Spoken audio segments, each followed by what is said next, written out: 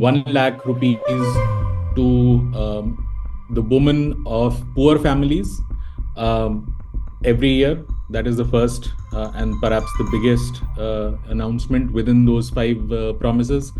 Then there is announcement that the government will reserve half the vacancies, existing vacancies for women. Apparently, there are 30 lakh vacancies in government jobs that are yet to be filled, and half of them would be reserved for women.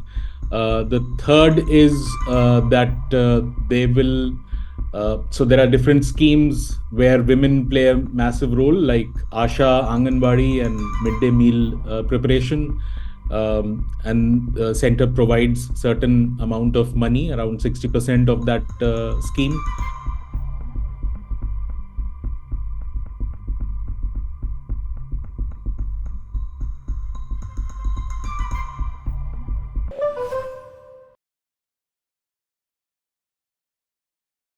Yes, so I mean, the Indian National Congress has just announced something what they call Nyay, which is justice for women, and there are five elements to this poll promise. The first is something called Mahalakshmi, which is involves giving 1 lakh rupees to the women of poor families every year. That is the first and perhaps the biggest announcement within those five promises. Then there is announcement that the government will reserve half the vacancies, existing vacancies for women. Apparently, there are 30 lakh vacancies in government jobs that are yet to be filled, and half of them would be reserved for women. The third is that they will. So there are different schemes where women play a massive role, like Asha, Anganwadi, and midday meal preparation. And the center provides certain amount of money, around 60% of that scheme. So the Congress has announced that if it comes to power, then center would double the amount that it contributes towards the salaries of such workers. So Asha, Anganwadi, and midday meal cooks. The fourth announcement is that the Congress, if it comes to power, will create in every panchayat of the country something called a Adhikar Maitri, which would be basically a legal counselor for women to understand their legal rights and make them aware and help them in that sense. And the fifth is something called the Savitri Bai Phule Hostel, which is going to be there in every district of the country, and which will be a hostel for working women. And that would help women get a better grip if they're working, provide some kind of support. So those are the five basic announcements that the Congress has made.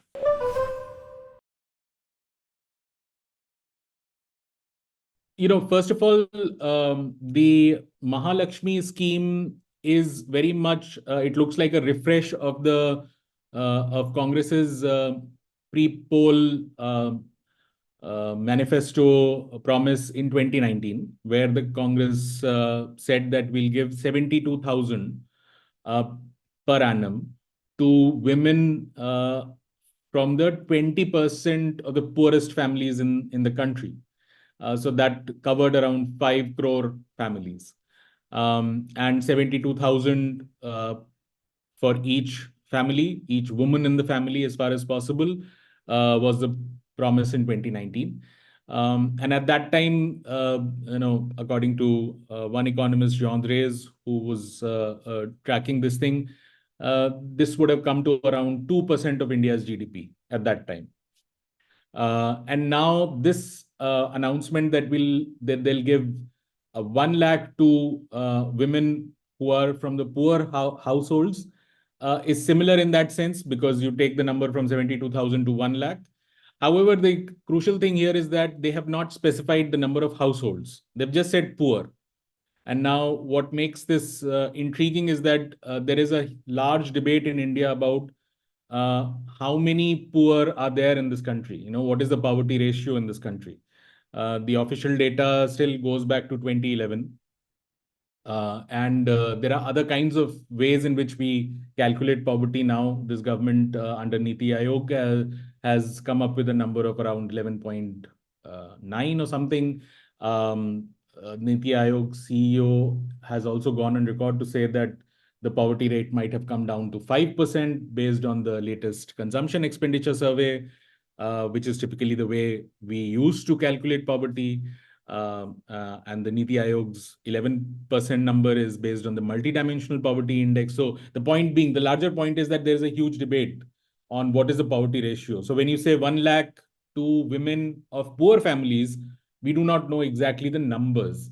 Now, if we were to, for simplicity's sake, take 10% as the poverty ratio in this country, then that number turns out to be something like 2.8 lakh crores would be the financial outgo. And that would, if we look at the GDP, the nominal GDP for the coming financial year, where this would likely be implemented, it would turn out to be around 0.8% of the GDP. So on the face of it is not such a huge number that would totally scare um, uh, um, policy analysts.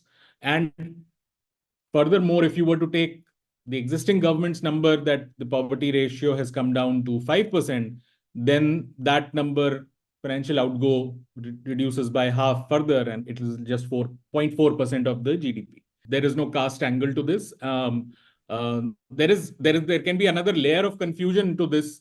Somebody might question whether this is in lieu of all the other benefits that already exist. The government gives free food. So will that free food be counted into this? But that is just a way of questioning. On the face of it, it doesn't look related to that. It's just an announcement that we'll give 1 lakh over and above whatever already exists there, because they haven't said that we'll give 1 lakh counting whatever already exists.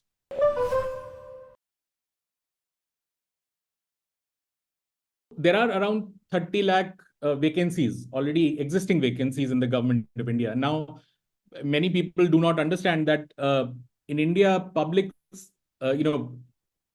for every 1,000 Indians, the number of public servants are actually in proportion it's a very small number compared to even the developed economies, which might even consider more market economics. So, first of all, there are existing vacancies. Now, whether you fill them with women or men, that really doesn't matter. The financial implication of filling those existing vacancies will not change by the gender of the person. So this announcement is more a policy choice that Congress is sort of announcing, that we'll give we'll fill half of those vacancies with women. Per se, by filling them by women will not increase the financial outgo whenever those vacancies are filled. So on the face of it, that doesn't have a financial burden per se over and above what already exists.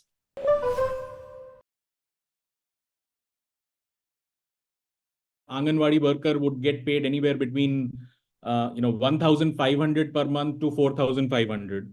Asha workers, I think, get 2,000 per month. And cooks for midday meal get around 1,000 rupees. So, these are not such princely sums that even if those numbers were doubled, that it would have a massive financial burden. Going by one estimate that was given in a reply to the parliament, for example, Anganwadi workers, on all their expenditure, the government spent around less than 9,000 crores in 2021-22. So even if you were to say that, and while these are a large number of workers, there are 10.5 lakh ASHA workers, there are 12.7 lakh Anganwadi workers, and there are 25 lakh midday meal cooks. While these numbers are large, the monthly salaries they get are very small, like 4,000, 2,000, 1,000. So even if you were to double them and the total outgo was to go up from, say, I'm just presuming here, say from a total of 27,000 crores to 54,000 crores, it would be a significant number by itself. But in the context of the larger, if you were to calculate it in terms of percentage of GDP, India's GDP in the next financial year would be 328 lakh crores. So it pales in percentage terms. These are the salary levels are too low for these to have a massive financial output. These things for viewers, it's important to understand that often it is the combined effect of many of these things, across the board that will have a cumulative effect. Also, the fact that many of these things are announced without taking any cuts on the existing structures.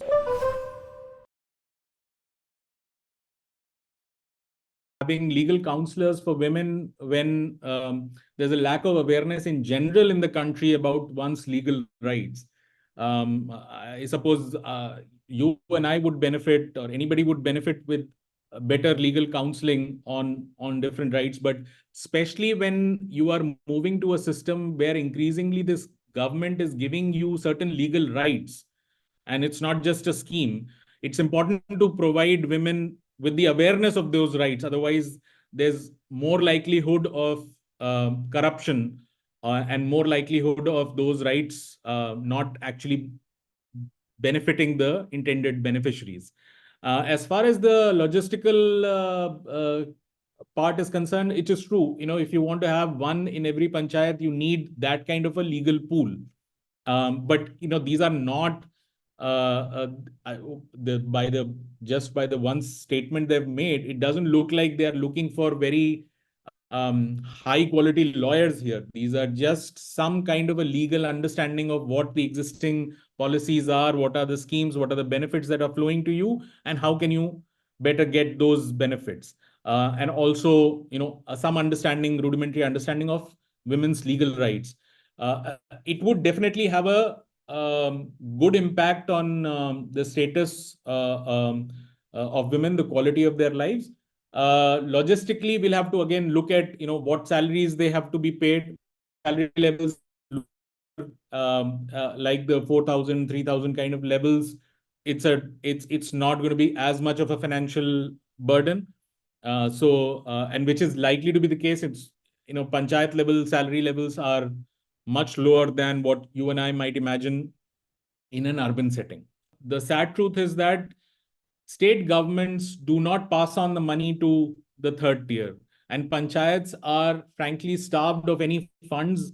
And since they do not have funds, and since they do not do it, their job, over time there has been absolutely no capacity also. So even if you were to give them money, all of a sudden you might go through a phase where they do not have the ability to use that money effectively. But this is something that it's like learning how to walk. You just have to start devolving money and roles and functions to panchayat level organizations before they build that muscle to actually implement policies.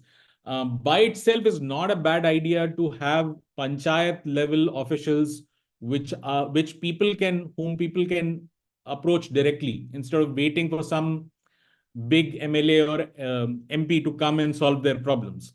Many of the grassroots level problems that people have might be very minor things for which legal intervention or some guidance at the right time might have a much better impact, a more salutary impact than having some big policy change.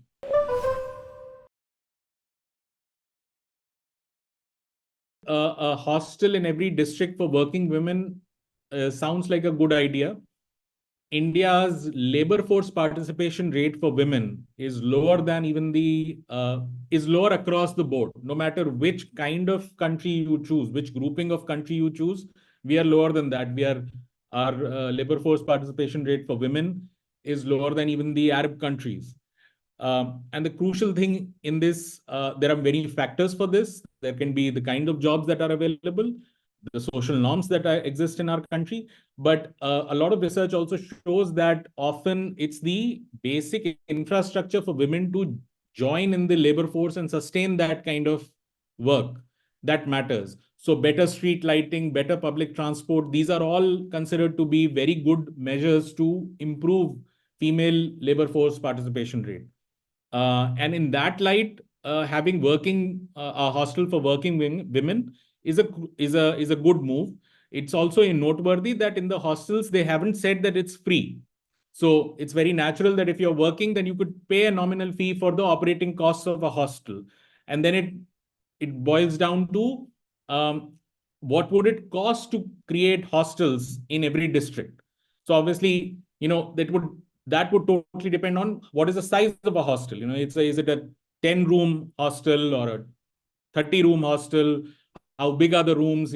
What are the facilities available and stuff? So it's difficult to sort of come up with an estimate on that for the whole country. It's unlikely to that all hostels will come all at the same time in the first financial year itself.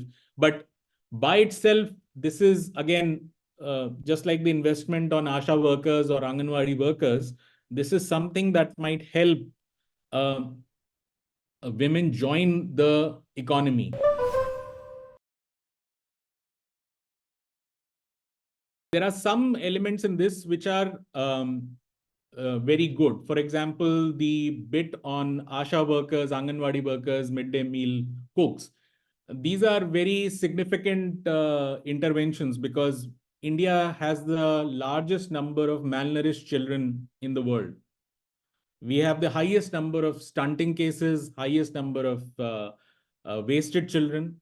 And stunting and wasting, these are not things that you can eat almonds later on in your life and get rid of. So these happen in the first 5 years of a kid's life. So better nutrition for pregnant women, for young mothers, and for kids.